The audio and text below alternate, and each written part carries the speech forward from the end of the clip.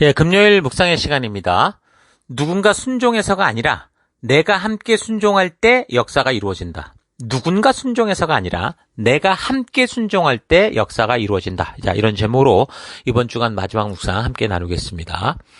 자, 어제 우리는 이제 22장을 통해서 창세기 하나님께서 아브라함에게 그 독자 이삭을 바치라고 명령하시는 이야기를 통해 아브라함이 얼마나 하나님을 신뢰하는 사람으로 성장하였는가 하는 것을 살펴봤습니다. 사람들은 대부분 신이 뭔가를 해준 일들을 통해서 하나님을 믿는다고 하는데 이런 신앙은 나중에 자신이 기대하는 대로 되지 않으면 결국 그 신을 원망하다가 부인하고 불신하는 곳까지 빠져들 수 있는 겁니다. 하나님에 대한 그런 신뢰여야지 하나님이 하신 일에 대한 것을 보고 믿는 믿음은 하나님께서 또다시 그렇게 행해주지 않는다면 하나님을 언제라도 부인하는 그런 자리로 떨어지게 되죠. 하나님을 신뢰할 수 있어야 우리에게 다가오는 환경이 어떠하든 그곳에서 하나님을 원망하는 삶이 아니라 그럼에도 불구하고 또는 그리 아니하실지라도 하나님의 뜻대로 살아가며 하나님을 사랑하는 삶을 살 수 있습니다. 아브라함이 하나님의 부르심을 받은 후 거의 40년, 50년의 세월을 통해서 하나님께서 아들 이삭을 바치라고 해도 기꺼이 드릴 수 있는 그런 하나님을 향한 신뢰를 가진 것처럼 여러분 우리가 믿음 안에서 자라갈 때 그렇게 하나님을 닮은 하나님이기에 믿는 그런 믿음으로 자라가는 여러분 되기를 바랍니다. 자, 계속해서 이제 마지막으로 이삭을 번제로 드리는 사건을 통해서 우리가 다시 한 번 더 생각해 볼 것은 하나님을 신뢰하는 이런 아브라함의 믿음으로만 이삭을 번제로 드리는 일이 가능했던 게 아니라는 겁니다. 그러니까 아브라함이 할례 언약을 통해 믿음이 지금 충만해져도 정작 아이를 임신하고 출산해야 하는 사라가 함께 믿음으로 협력하고 순종하려고 하지 않으면 어떻게 돼요? 불가능하죠. 그러니까 하나님까지 신방하고 그랬었잖아요. 그러니까 아들 이삭을 하나님의 명령을 따라서 그대로 순종하며 번제를 드리는 일에 있어서도 이게 아브라함 혼자서 자기가 성장했기 때문에 그게 가능한 일이 아니라는 거예요. 그렇다면 누가 그런 일에 함께 할 수 있어야 됐을까요? 일단은 바로 이삭 자신입니다.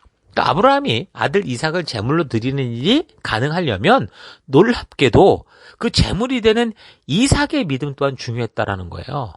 이삭은 이때 적어도 번제물을 태울 장작 더미를 스스로 메고 갈 정도로 성장한 나이, 약 18세 전후로 보는 게 이제 전통적인 해석인데, 그러니까 번제물을 다 태울 정도의 장작의 양으로 따지면 사실 20세 이상이었을 가능성도 있고, 또 어떤 분들은 다음 장에 이제 사라가 127세에 죽는데 그때 이삭이 37살이 되니까 아마도 30대였을 수 있다. 그렇게도 생각을 합니다. 어찌됐든 핵심적인 건 이때 이삭은 110세가 넘은 노인 아브라함이 강압적으로 제압을 해서 그렇게 죽일 수 있는 그런 상태는 아니었다는 거죠. 오히려 아버지를 돌보는 그런 성숙한 청년의 상태였다라는 걸 그게 사실입니다. 그런데 그 100세가 넘게 된 아버지 아브라함이 그 번제단을 쌓고 나무를 버려놓은 후에 그 청년 이삭을 결박해서 번제단에 올려서 놓고 죽이려고 했다? 이건 아니죠. 만약에 애가 어렸다면 아브라함 스스로 어떻게 해볼 수 있을 거라고 추측은 할 수 있겠지만 지금 말한 것처럼 이 애가 만약에 청소년쯤만 돼도요, 이게 결코 쉬운 일이 아닙니다. 저도 아들을 축구를 하면서 고등학교 1, 2학년쯤인가 2학년쯤인가 한번 애하고 막 몸이 부딪혔는데 예전에 애기 같은 몸이 아니라 무슨 막 나무하고 부딪히는 것 같이 느껴지더라고요. 이전에는 뭐 달리기도 내가 빠르고 힘도 좀 센 것 같은데 이제 점점 팔씨름하면 지니까 저거 안 하게 되고 그렇게 돼요. 그러니까 이 말은 아버지 아브라함이 그렇게 행동을 해도 이 아들 이삭이 반항을 하거나 저항을 하면 불가능하다 그 말이죠. 그러니까 여기 본문에는 어떻게 이삭이 번제단에 올려졌는지 거기에 대해서는 다른 설명이 없지만 우리는 지금 이런 역사적인 상황과 실질적인 이 배경들을 통해 볼 때 이삭이 오히려 아버지의 행동에 스스로 협력을 했을 것이고 순종을 했기 때문에 이런 일이 벌어졌을 거다라는 걸 알 수 있는 겁니다. 아버지 아브라함을 닮은 또한 어머니 사라를 닮은 그런 신앙, 죽으면 죽으리라는 그런 신앙이 이 이삭의 그 마음속에도 있었다라는 거죠. 그러니까 자신을 스스로 산 제물로 드리는 그런 일이 그러니까 가능한 거 아니겠습니까? 그러니까 이런 모습에서 우리는 뭘 볼 수 있어요? 하나님 아버지의 말씀대로 십자가의 길로 순종하신 그 아들 예수 그리스도의 모습을 볼 수 있는 거예요. 하나님 아버지의 뜻대로 순종하는 예수님이셨기 때문에 십자가 대속의 제물이 되셔서 결국 모든 생명들을, 이 인류 모든 생명들을 하나님께로 인도하는 유일한 길이 되셨고 진리가 되신 것처럼, 비록 이삭은 예수님처럼 뭐 그렇게 십자가에 직접 죽는 자리까지는 가지 않았지만, 그러나 이삭이 이런 죽음을 각오한 이런 순종을 통해 이미 그는 죽은 거나 마찬가지고 죽음에서 부활한 것과 같은 그런 일이 되는 거예요. 그래서 우리가 볼 때 왜 아브라함 다음에 뭐 장남 이스마엘도 있었고 다른 많은 자녀들이 있었는데 뭐 이렇게 이삭을 통해서 하나님의 믿음의 역사가 흘러가는가라는 거를 알 수 있는 거예요. 그냥 하나님이 택했으니까 가는 게 아니라 바로 이삭 안에도 이런 믿음의 씨앗이 있었기 때문에 하나님이 그와 언약하시고 아브라함과 언약한 것을 그 약속으로 믿고 가는 이삭의 믿음이 있었기 때문에 하나님이 그와 함께 또 일을 하실 수 있었다, 그 말인 거죠. 그러니까 이삭이 스스로 그렇게 죽기로 한 거라고 봐요. 그래서 그렇게 죽고자 했기 때문에 살아나는 축복을 누린 거죠. 그걸 히브리서 11장 19절에 이렇게 말합니다. 그러니까 이삭이, 하나님이 능히 이삭을 죽은 자 가운데서 다시 살릴 줄로 아브라함이 이삭을 죽은 자 가운데서 다시 살리실 줄로 생각한지라. 비유컨대 그를 죽은 자 가운데서 도로받은 거다. 그러니까 이미 죽인 거예요, 아브라함은. 이미 죽인 거예요. 그런데 결국 이 아들은 그 결단이 있었기 때문에 결국은 죽기 전에 살아나는 역사가 있었다라는 거죠. 그러니까 아브라함도 그렇게 순종을 했던 거고, 아마도 이런 사실을 사라도 알았을 거라고 봅니다. 그러니까 사라도 이런 하나님의 분명한 뜻에 순종을 했기 때문에 아브라함이 이삭과 함께 그렇게 하나님의 순종의 자리로 갈 수 있었던 거예요. 그리고 지금 이삭도 그렇게 순종을 하려고 했기 때문에 사실 하나님이 명하시는 순간 이삭은 이미 죽은 거나 다를 바 없다, 이렇게 볼 수 있었던 거예요. 죽은 거였죠. 그런데 하나님께서 아브라함이 제물로 바쳐질 뻔한 그런 이삭이 제물로 바쳐질 뻔한 극적인 순간에 아브라함을 막으시죠. 그러니까 행함을 막으신 거예요. 그래서 이삭은 그렇게 죽은 자 가운데서 다시 살아난, 딱 보면 예수님과 같은 그런 부활의 생명의 맛을 맛본 거죠. 비록 예수님처럼 그 죽음까지 가진 않았지만 이미 순종의 결단으로 죽은 것이나 다를 바 없는 그런 상황 속에서 다시 생명을 누리게 된 겁니다. 그러니까 아브라함과 사라가 믿음으로 결국 함께 순종할 때 이삭이 태어날 수 있었듯이 이번 이 번제 사건에서도 아브라함만이 아니라 이삭이 하나님의 뜻에 함께 순종하려고 했고, 또한 사라도 함께 순종하고자 하는, 그러니까 함께 하나님의 뜻대로 순종하기 위해 협력하는 그런 온전한 믿음의 순종이 이 결과를 만든 거지. 그렇지 않고 누군가 그 중에 한 사람이라도 하나님의 뜻에 대해서 주저하고 난 못해요 이렇게 거절했다면 이거 완전히 불가능한 일이었을 거라는 겁니다. 물론 본문에서 이삭이 가진 그런 믿음에 대해서 이렇게 언급하고 있지는 않지만 우리는 지금까지 살펴온 아브라함과 관련된 역사적인 상황과 정황들을 볼 때 충분히 이렇게 우리가 생각하는 게 오히려 더 성경적인 것을 알 수 있을 겁니다. 그러니까 이런 걸 적용해 보자면 우리가 지금 멜번 시티 교회의 한 식구가 되었잖아요. 그러니까 우리 모두가 이렇게 한 식구가 되었을 때 어떻게 주신 사명을 이뤄갈 수 있습니까? 바로 아브라함과 또 사라와 이삭과 같이 이 부르심 앞에, 우리가 약속 앞에 함께 순종하는, 적극적으로 순종하는 믿음을 가지고, 그래서 우리에게 주신 이 사명과 목적, 그러니까 한 영혼을 구원해서 생명을 낳는 생명이 되기까지 세워가는 이 사명에 적극적으로 하나됨으로 정말 그 생명들이 죽음으로부터 다시 살아나는 그런 놀라운 하나님의 역사를 체험하는 그런 우리가 되어야 된다라는 거죠. 주저하지 마시고 핑계대지 마시고 우리가 이 사명 때문에 이곳에 모였으니 우리가 정말 이 사명을 위해서 함께 힘써서 순종하는 여러분과 제가 됐으면 좋겠습니다. 이런 이야기를 통해 또 이제 우리가 한 가지 생각해 봐야 되는 것은 하나님의 말씀대로 순종하는 이 아브라함의 행동으로 인해서 하나님이 급히 그를 불러 멈추게 하실 만큼 정말 하나님이 아브라함의 그 진심을 몰랐을까라는 겁니다. 하나님의 전지전능함을 전제로 이야기를 한다면 신은 그런 존재야 되니까 무조건 하나님은 다 알고 있어야 되고 모든 것에 대해 모르는 것이 없어야 되는데 여기서 하나님의 지금 이런 모습, 마치 아브라함의 마음조차 몰라서 그렇게 그걸 꼭 확인해야 되는 그런 뭔가 좀 이상한 모습을 보게 되죠. 하나님이 전지전능한데 왜 그러지? 그럼 전지전능하지 않다는 건가? 그렇게 생각할 수 있잖아요. 근데 왜 이렇게 하셨을까요? 그거는 우리로 하여금, 그러니까 인간들로 하여금 이제 하나님, 신을 생각할 때 이 우상과 같이 생각하지 않도록 하기 위한 거죠. 그러니까 단지 하나님은 전지전능한 신이다. 이런 것만 알고 인격도 없고 관계도 필요 없는 어떤 우상, 미신 같은 존재로 우리가 착각하지 않도록 하기 위해서 이런 일을 행하셨다고 봅니다. 오늘날 현대교회에서의 많은 실수가 뭡니까? 성령 하나님을 인격적 하나님으로 알기보다 어떤 전능한 파워, 힘으로 알고 있다는 겁니다. 능력으로 알고 있다는 거예요. 그래서 좀 심하게 말하면 어떤 집회 같은 데 보면 마치 성령을 무슨 불덩어리로 생각해서 불 받아라 그러면 여기 던지고 저기 던지고 휙 하면 저기 자빠지고 여기 자빠지고 그런 식으로 오해하는 걸 보죠. 여러분, 하나님은 그런 하나님이 아닙니다. 능력이 없는 하나님이 아니다. 능력이 없는 하나님이라고 말하는 게 아니고요. 하나님은 분명히 전지전능하시고 무소부지하시고 그렇게 능력이 있는 분인데 근데 그렇게 일하는 분이 아니라고요. 하나님이 그런 방법을 일하지 않는 거를 지금 우리에게 보여주시는 거예요.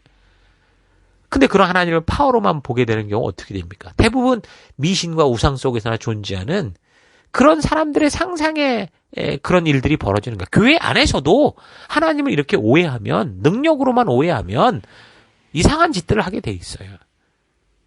그러니까 하나님은 사람들이 연약하기 때문에, 그런 존재이기 때문에 하나님을 그렇게 어떤 슈퍼맨보다 더 강한 파워로 분명히 오해할 수 있어서 미리 이 믿음의 조상이라고 첫 번째 하나님과 동행하는 이 사람을 통해서 아주 선명하게 하나님은 그렇게 일하는 게 아니다라는 것을 분명하게 보여주고 계신 거죠. 이런 하나님의 뜻이 성문화해서 기록돼서 드러나는 게 10계명입니다. 1계명부터 3계명을 보십시오. 뭐예요? 하나님을 자기들이 원한 대로 각색하지 말라는 거예요. 각색을 해서 최고의 힘으로 만들어 놓고 자기들 뜻대로 하고자 하는 그런 우상 숭배를 하지 못하도록 처음부터 확실하게 못 받고 있죠. 그게 10계명에서는 기록된 말씀으로 보여지지만 그런 뜻이 바로 이 사건 속에 있는 거예요. 하나님은 분명 전지전능하시고 무소부지하시지만 그런 최고의 힘으로만 사람들과 일하는 게 아니라 사람들에게 미리 말씀하여 알게 하시고 그리고 사람이 가진 인격을 가지고 자유주의를 가지고 스스로 행하게 하시는, 그래서 인격적인 신뢰를 통해 일하시는 분이다. 나는 이렇게 일한다라는 것을 하나님의 일하시는 것을 분명하게 보여주시는 거예요.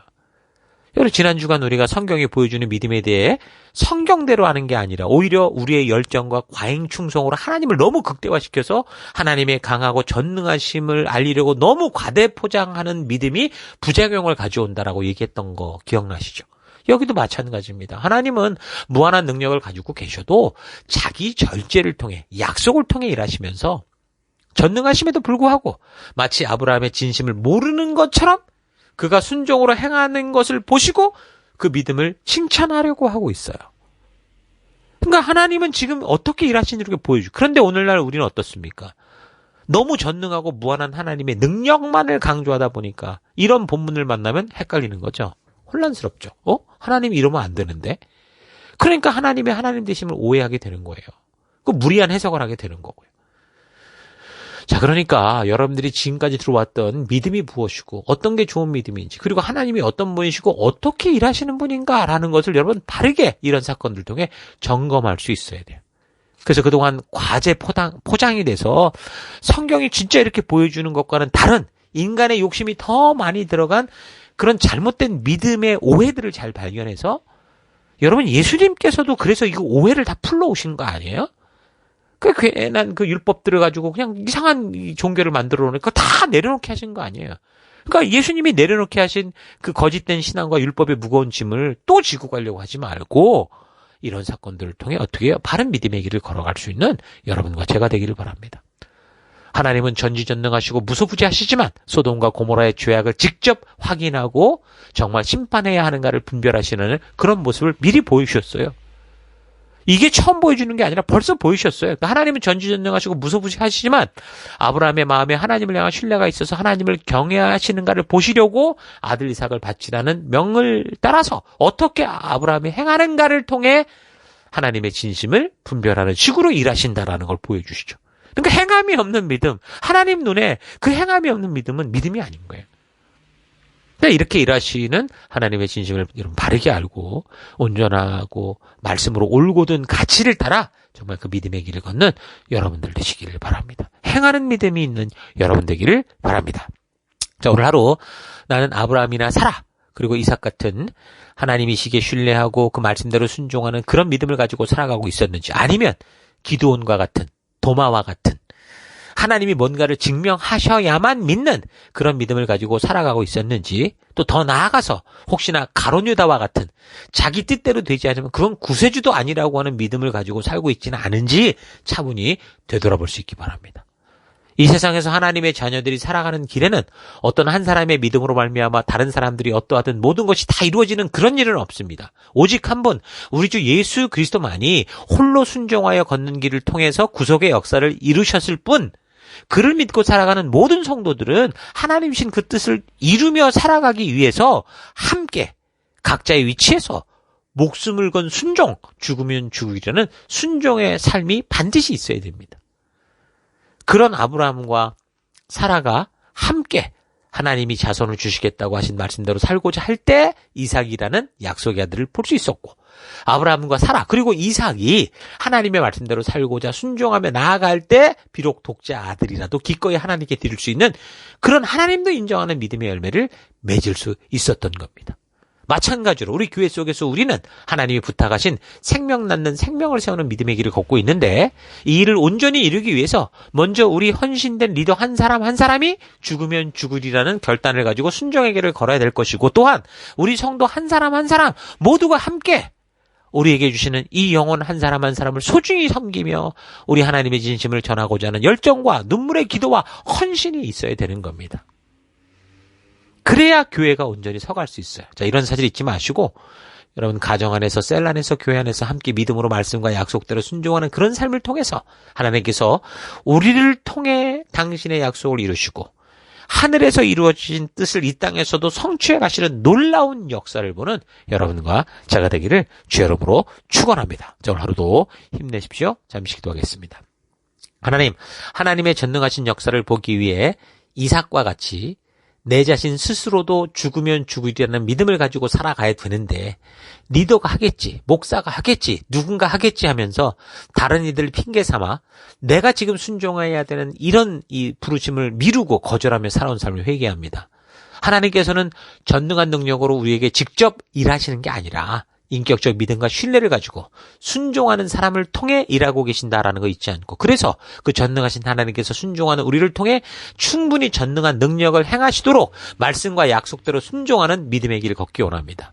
누군가의 순종만이 아니라 내가 순종하며 나아갈 때 합력하여 선을 이루시는 하나님의 능력을 볼 수 있다는 거 잊지 않고, 내가 속한 가정과 교회와 셀의 현장에서 믿음으로 순종하는 그런 사람들과 더불어서 더 힘차게 순종하며 나아가는 내가 되어서 아브라함과 사라의 순종을 통해 약속의 아들 이삭을 보듯이 우리 교회 안에서도 수많은 생명을 낳는 생명들이 탄생하고 자라가는 그런 역사를 보는 우리가 되길 원합니다. 하나님, 오늘도 바로 그런 순종의 자리에 나를 부르셨고 그런 순종의 길 속에서 행하는 나를 기뻐하시는 우리 하나님을 기억하며 기쁨으로 그 길을 걷는 내가 되기를 간절히 바랍고 예수님 이름으로 기도했습니다. 아멘.